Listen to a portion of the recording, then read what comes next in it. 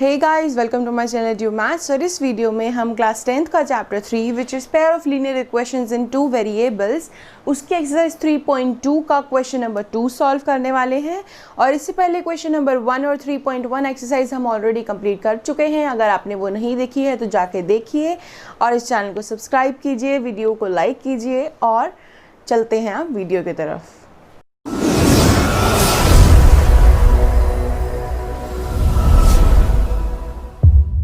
So guys, question number 2 हमें एक नई चीज़ टॉपिक सिखाता है। सी, क्या मैंने आपको पहले ये बताया कि पैरेलल लाइंस, कोइंसिडेंट लाइंस और इंटरसेक्ट होंगी, वो पॉइंट्स कौन से होते हैं। ठीक है, मैंने आपको इंट्रोडक्शन की वीडियो में इसका थोड़ा सा पार्ट बताया था, बट इस क्वेश्चन में आपको वो पूरी अच्छे से तरीके से क्लियर हो जाएगा। काफ़ी इंपॉर्टेंट भी है। इस क्वेश्चन में 3 पार्ट हैं, तीनों पार्ट काफ़ी इंपॉर्टेंट हैं और बहुत छोटे छोटे पार्ट है, सिंपल पार्ट है, सिर्फ आपको एक टॉपिक समझाने के लिए ये कराए गए हैं। ठीक है, सो क्वेश्चन को पढ़ते हैं। क्या है? On comparing the ratios A1/A2, B1/B2 and C1/C2, find out whether the lines representing the following pairs of linear equations intersect at a point, are parallel or coincident। हमें 3 इक्वेशंस गिवन है, 3 parts है इस question के। तीनों part को compare करना है। हमें किस तरीके से करना है वो मैं अभी बताऊंगी, और हमें उसको कंपेयर करके ये बताना है कि क्या उन दोनों इक्वेशन से जो लाइन बनेगी वो इंटरसेक्ट करेगी, यानी कि कट करेगी, पैरेलल होगी या कोइंसिडेंस होगी। ठीक है, सबसे पहली चीज़ कि मैं आपको बता दी ये तीनों लाइनें होती कैसी है। मान लीजिए कि अगर ग्राफ है ये, ठीक है, तो अगर 2 लाइन बनी, वो कुछ इस तरीके से बनी, ठीक है, तो यहाँ पे ये क्या हो रही है? इंटरसेक्ट। क्या हो रही है? इंटरसेक्ट। तो ये होता है इंटरसेक्ट। अगर इंटरसेक्ट कर रही है तो वो, अब ये आप इक्वेशन को देख के पता लगा सकते हो। वो कैसे, अब हम ही देखेंगे। सेकंड इक्वेशन, अगर पैरेलल है तो ऑब्वियसली आपको मालूम होगा पैरेलल तो इस तरीके से होती है। अगर दोनों लाइन पैरेलल है तो वो कुछ इस तरीके से होती हैं। और कोइंसिडेंट का मतलब है कि एक लाइन ये रही, दूसरी लाइन यहाँ से शुरू होकर यहाँ पे खत्म, यानी कि वो दोनों एक दूसरे के ऊपर आ रही हैं। ठीक है, पूरी तरीके से एक दूसरे के ऊपर आ रही हैं। दैट मीन्स वो कौन सी लाइन होंगी? Coincident lines. अब ये लाइनें मिला के कैसे इन तीनों को पैरेलल या फिर इंटरसेक्ट या फिर कोइंसिडेंट बताती है। फर्स्ट ऑफ ऑल इक्वेशन का फॉर्मेशन देख लीजिए। यहाँ पे देखिए 5x यानी कि a1x plus b1x plus c1x is equal to 0। यानी कि हमने क्या किया? c1 b1y, यही होता है, 2 वेरिएबल्स होते हैं। ठीक है, तो हमें हमेशा इक्वेशन को इस तरीके से लिखना होता है, x y और यहाँ पे कोई भी वेरिएबल नहीं है, a b c। ठीक है, a x plus b y plus c is equal to 0। यहाँ पे आपने क्या करना है? a2 b2 c2। ठीक है, हमने क्योंकि 2 इक्वेशन गिवन होती है ना, पेयर गिवन होता है, तो दोनों इक्वेशन में हमने क्या करना है? x और y को छोड़ के बाकी सारे टर्म्स को a b c ले लेना है और 1 2 3 उसके आगे लगा देना है। जैसे ये 1 1 1 a1x plus b1y plus c1 is equal to 0, a2x plus b2y plus c2 is equal to 0। ठीक है, हमने क्या किया? यहाँ पे ये टर्म्स को लिख दिया। अब हमें देखना है क्या? सी, a1x तो ये 5x, a1 क्या हो गया? 5। क्लियर हुआ मैं क्या कहना चाह रही हूँ? b1 है तो b की जगह, b1 की जगह आपने क्या लिखना है? 4, लेकिन माइनस में, क्योंकि यहाँ प्लस है और यहाँ माइनस है तो आपको माइनस भी उतारना है नीचे। ठीक है, मैं ये बेसिकली मैं यहाँ पे आपके लिए टर्म्स अलग करके लिख रही हूँ। c1 हो गया 8। ठीक है, मैं ये टर्म्स इसलिए अलग करके लिख रही हूँ ताकि हमें कंपेयर करना ईजी हो जाए। फिर आते हैं a2 पे, दूसरी इक्वेशन पे। a2 is equal to 7, b2 is equal to 6, c2 is equal to -9। ठीक है, ये टर्म्स हमने निकाल ली क्योंकि हमेशा इक्वेशन इस फॉर्म में होती है। तो इसके अकॉर्डिंगली इस इक्वेशन में a1 b1 c1 और a2 b2 c2 की जो वैल्यू होती है वो हम पहले अलग से लिख लेते हैं। अब उसके बाद 3 केसेस आते हैं। 3 केसेस वो क्या होते हैं? सबसे पहले आप एक काम कीजिए, इस फॉर्म में लिख लीजिए इन टर्म्स को। कैसे मैं बताती हूँ, मैं एक बार इसको हटा देती हूँ। सी, a1 upon a2, b1 upon b2, c1 upon c2। ठीक है, ये हमने इस तरीके से लिख लिया। अब हमें क्या करना है, A1 upon A2, B1 upon B2, C1 upon C2, ये हमने इस तरीके से लिख लिया। अब हमें चेक करना है कि क्या ये फ्रैक्शंस इक्वल हैं। अब वो कैसे करेंगे, देखो, अगर ये फ्रैक्शन पहले वाला ही इक्वल नहीं आता, क्योंकि आप देख सकते हैं कि 5/7 और -4/6 पहला ही ऐसा फ्रैक्शन है जो इक्वल नहीं आ रहा, तो हम तीसरे को चेक ही नहीं करेंगे। अगर पहले दोनों फ्रैक्शन इक्वल नहीं आ रहे हैं, दैट मीन्स कि वो लाइन जो है क्या करेंगी, इंटरसेक्ट। क्या करेंगी, इंटरसेक्ट। याद रखना है 3 केसेस बनते हैं कि अगर ये दोनों पहले वाले ही A1 A2 और B1 B2 आपस में इक्वल नहीं है, दैट मीन्स कि लाइन जो है वो क्या करेंगी, इंटरसेक्ट। तो जब आप इन दोनों इक्वेशंस का ग्राफ बनाओगे, दोनों लाइन जो बनेंगी वो दोनों लाइन कहीं ना कहीं क्रॉस होके एक पॉइंट पे आके कट होंगी, इंटरसेक्ट हो रही होंगी, ठीक है। तो वो हमें सबसे ईजीएस्ट तरीका यही होता है। आपने क्या किया, जो A1, ये इक्वेशंस में A1 B1 C1 पुट कर दिया, A2 B2 C2 पुट कर दिया, उसके बाद आपको A1 की अलग वैल्यू लिख लो। ये इजी वे है आपके लिए कि आप इसको अलग लिख के फिर इसमें अगर कन्वर्ट करते हैं फ्रैक्शन में तो आपके लिए इजी रहता है।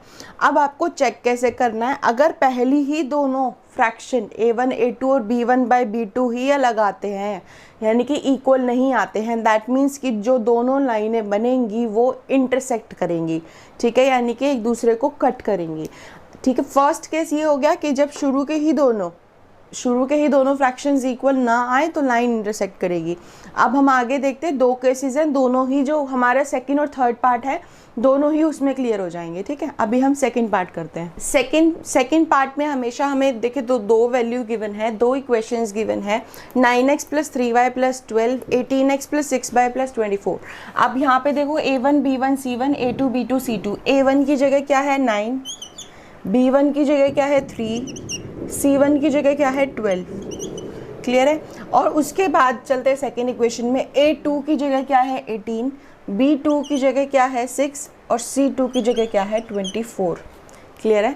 अब आपको क्या करना है, A1 अपॉन A2 जो इस तरीके से लिखना है 9 upon 18, B1 upon B2 3 upon 6, 12 upon 24, C1 upon C2, ठीक है। अब आप एक काम कीजिए, इसको सिंपलेस्ट फॉर्म में कर लीजिए, कट कर लीजिए, 9 और 2, 9 1 जा 9, 9 2 जा 18, आ गया 1/2, 3 1 जा 3, 3 2 जा 6, 12 1 जा 2 12 और 12 2 जा 24। तीनों का आंसर क्या आ रहा है 1/2 1/2 1/2, यानी कि तीनों ही आपस में इक्वल हैं। तो इस केस में क्या होता है, उस केस में क्या था फर्स्ट वाले में कि पहली ही दोनों वैल्यूज़ आपस में, दोनों फ्रैक्शंस इक्वल नहीं थे तो वो लाइन इंटरसेक्ट कर रही थी।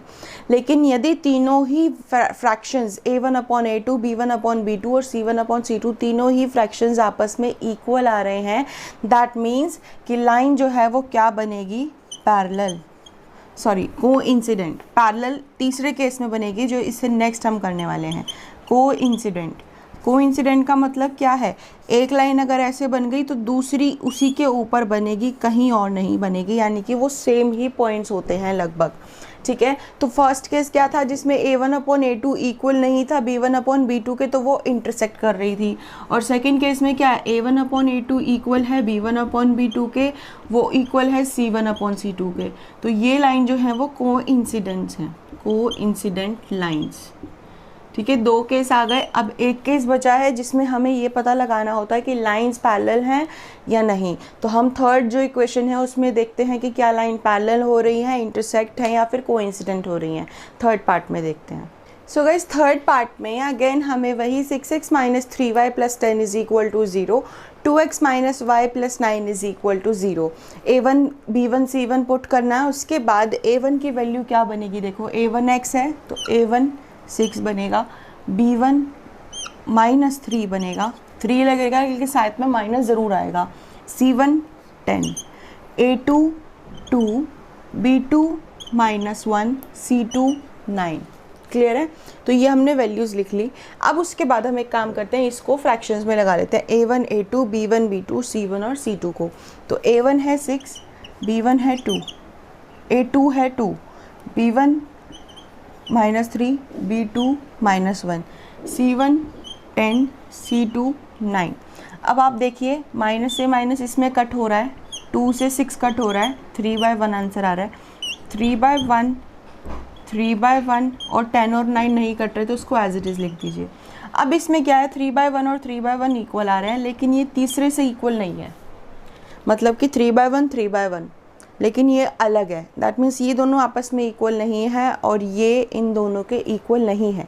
ये दोनों आपस में इक्वल हैं, ये इसके इक्वल नहीं है। That means A1/A2 is equal to B1/B2 but it is not equal to C1/C2। इस केस में लाइन पैरेलल बनेगी। क्या बनेगी? पैरेलल। ठीक है, यानी कि अगर एक लाइन ऐसे बन रही है तो दूसरी उसके बिल्कुल पैरेलल बनेगी। तो यहाँ पे तीसरा केस क्या आता है, A1/A2 is equal to B1/B2 but it is not equal to C1/C2, then the line would be parallel। काफ़ी सिंपल क्वेश्चन है, आपको ये तीन चीज़ें समझनी है कि जैसे कि यहाँ पे हमें ये इस फॉर्म में लेके आना है। इक्वेशन आपको आई होप समझ आ गया होगा। कोई प्रॉब्लम है तो कमेंट कर दीजिएगा, मैं आपको क्लियर कर दूँगी दोबारा से। ठीक है, ये इक्वेशन को A1 B1 C1 A2 B2 C2 की वैल्यू निकालने के बाद आपको उसको A1/A2 B1/B2 और C1/C2 इस तरीके से वैल्यू लिखनी है। यदि केस में ऐसा होता है कि पहली ही वैल्यू इक्वल ना आए, दूसरी बेशक आ जाए, आए या ना आए कोई प्रॉब्लम ही नहीं है उसका। ठीक है, तो लाइन इंटरसेक्ट करेगी, यानी कि वो कुछ इस तरीके से बनेगी। और अगर ऐसा होता है कि दोनों ही आपस में इक्वल, तीनों चीज़ ही आपस में इक्वल आ रही हैं, तो लाइन कोइंसिडेंट बनेगी, यानी कि एक के ऊपर एक लाइन बनेगी। और अगर ऐसा होता है कि पहला A1/A2 और B1/B2 इक्वल आ जाए लेकिन थर्ड इक्वल ना हो, तो वो लाइन पैरेलल बनेगी। क्लियर है? ये तीन केस आपको याद रखने हैं क्योंकि आगे के क्वेश्चंस में आपको कन्वीनियंस प्रोवाइड करेंगे, यानी कि क्वेश्चन को सॉल्व करने में आपको काफ़ी कन्वीनियंट होगा। सो ये क्वेश्चन यहीं ख़त्म होता है। ध्यान से इसको देखिए, अगर नहीं समझ आया तो वीडियो को दोबारा से चला के देखिए, आपको डेफिनेटली समझ आ जाएगा। और इसको हो सके तो नोटबुक पे नोट डाउन कर लीजिए इस पॉइंट को जो मैंने यहाँ पे लिखा है, ताकि आपको बाद में याद रहे कि हाँ ये हमें करना होता है। और ये आपको ध्यान रखना है, इंटरसेक्ट कब होती हैं, कोइंसिडेंट कब होती हैं और पैरेलल कब होती हैं। कोइंसिडेंट का मतलब मैं आपको बार बार बता रही हूँ, जो एक लाइन के ऊपर दूसरी लाइन आ जाती है तो वो कोइंसिडेंट कहते हैं। तो बेसिकली अगर मैं इन दोनों इक्वेशन को सॉल्व करके पॉइंट्स निकाल के ग्राफ बनाती हूँ दोनों इक्वेशन का, एक इक्वेशन का ऐसे बना है तो दूसरे इक्वेशन का उसी के ऊपर बन गया तो वो कोइंसिडेंट हो गई। एक इक्वेशन का ऐसे और एक इक्वेशन का ऐसे क्रॉस हो रही है तो वो इंटरसेक्ट हो गई। और तीसरा केस है दोनों पैरेलल बनेगी, दोनों लाइन ऐसे बनेगी तो वो पैरेलल बनेगी। तो हम उसको इतना बड़ा प्रोसेस करने के बजाय पूरा इक्वेशन को सॉल्व करके पॉइंट्स निकाल के उसका ग्राफ ड्रॉ करने की बजाय अगर हम इतने से प्रोसेस से ये मालूम कर सकते हैं कि लाइन इंटरसेक्ट करेगी, कोइंसिडेंट करेगी और पैरेलल करेगी, तो इससे कोई बेटर तरीका हो ही नहीं सकता। तो आपको यही तरीका अपनाना है अगर क्वेश्चन में गिवन है। अगर लेकिन क्वेश्चन में आपको ये नहीं गिवन कि आपको ये बताना है, ग्राफ बनाने को गिवन है तो ग्राफ भी बनाना है। लेकिन अगर क्वेश्चन में गिवन है you are just suppose to tell that these pair of equation will intersect और coincident और parallel, तो आपको इसी तरीके से करके दिखाना होगा। This is the simplest and easiest way till now। So अब इस क्वेश्चन को यहीं ओवर करते हैं। So that's it for today's video guys. Do like, subscribe and share my channel. Thank you.